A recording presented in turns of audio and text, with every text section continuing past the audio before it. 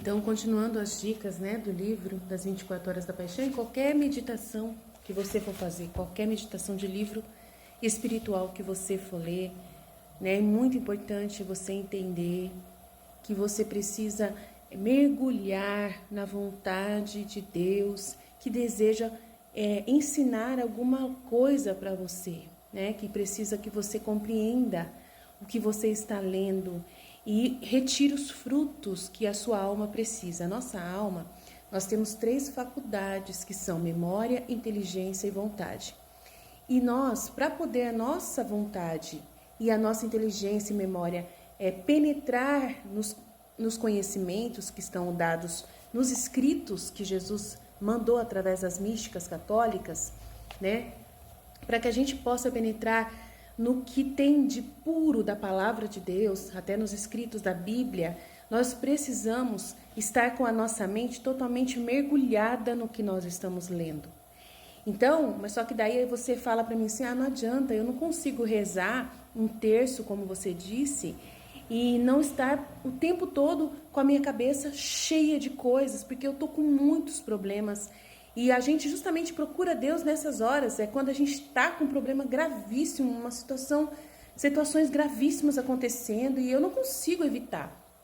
Então, o que Jesus faz então no processo dessa pessoa que está mergulhada em problemas? Ela precisa fazer a meditação, ela não tem nem cabeça para fazer no caso, né? Isso, as pessoas, elas não têm nem cabeça para começar a pegar um livro, elas têm até repugnância, né, de pegar um livro e começar a ler. Né? Mesmo que tenha promessas, mesmo que alguém fala para ela que a solução dela está aqui, ela não consegue realmente. Por quê? Por causa que ela não acredita que ela, lendo esses escritos, vai adiantar alguma coisa. Ela não acredita. Então, é a falta de vontade, a falta de fé. Aí você fala assim, mas como que vai aumentar minha fé? Como que eu vou ter igual você a fé? Eu quero ter a mesma fé que você tem, como que vai ser? Então, aí Deus, como Ele atua nessa situação? Ele sabe que você é, Ele te conhece e Ele quer te atrair para Ele. Ele quer que você comece a ter frutos nas suas orações. Ele quer que você tenha os frutos. Para isso, você precisa, apesar de estar nessa confusão mental, apesar de estar nessa tempestade, você tem que parar tudo. Você tem que parar tudo. É como se você pensa assim, você tem que imaginar que você chegou numa igreja, e nessa igreja você tem certeza absoluta que Jesus vai pessoalmente, ele aparece nessa igreja e ele atende as pessoas. E ele vai dar conselhos para você. E aí ele está sentado lá no salinha dessa igreja. Então, e você está com um monte de problemas. E você veio de longe, faz de conta que essa igreja ela é lá na Itália, né, na cidade de São Francisco, onde nasceu São Francisco de Assis. E você descobriu que Jesus aparece lá nessa igreja e ele senta numa cadeira e ele atende as pessoas e aí tem uma fila enorme e você vai lá com um monte de problemas, um monte de situações e você vai parar tudo para estar lá com ele. E na hora que você entrar lá, você vai ter que ouvir o que ele tem a dizer. Você vai ter que prestar muita atenção e não é você falar com ele, mas é ele falar com você. E você não pode perder seu tempo indo até ele, você vai ter, por exemplo, 5 minutos com ele. E nesses 5 minutos você tem que ter o amadurecimento de ouvir o que ele tem a dizer para você. E não você chegar nele e falar. É a mesma coisa, a oração é a mesma coisa.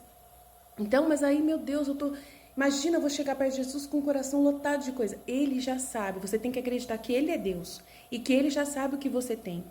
E ele vai falar para você, você vai sentar lá perto e ele vai falar, não precisa falar nada, eu vou falar para você tudo o que você precisa saber para resolver os seus problemas. E essas coisas estão nos escritos, estão na oração, estão no momento de silenciar. O Espírito Santo, ele fala dentro de nós, ele traz ideias, ele traz luzes pra gente, soluções que você não viu antes, que vão surgir. Soluções e graças, né, que são graças e bênçãos que vão surgir, que estão totalmente assim barradas pela justiça. A justiça não permite, porque você não está buscando. Então, a justiça, ela só vê ofensas à sua parte. Porque ficar só pensando em você, eu, você coloca você no trono. E você está idolatrando os seus problemas. Então, a justiça não permite, porque você não está seguindo o primeiro mandamento, amar a Deus sobre todas as coisas. Você não coloca Deus no trono da sua vida. Na sua vida, o trono é você que está sentado lá, porque você traz os seus problemas. Então, como você só culpa as coisas em volta dos seus problemas, as soluções, então quem é que está sentado no trono? É você. Então, você tem que sair desse trono e colocar Deus no lugar. E ouvir Deus, colocar Ele no lugar onde você está falando, e colocar Deus para Ele falar. Então você vai ter 5 minutos e Ele vai chegar em você e falar assim, eu já sei de tudo, me ouve. E você vai ter que prestar muita atenção. Presta atenção aqui, Aline, presta atenção que eu vou contar. E Ele vai começar a falar, Ele já está falando. Não precisa de uma reunião com 5 minutos com Jesus pessoalmente, sensivelmente, materialmente na sua frente. Ele já está nessas palavras aqui.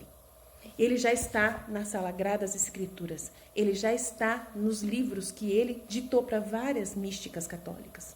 Ele já está cheio de informação para te dar. Né? O livro do Diálogo da Santa Catarina de Sena é um livro incrível, que explica tudo. O livro dos 31 Dias com Maria na Divina Vontade é um livro que explica tudo o que precisa saber, para poder você ter uma vida totalmente restaurada.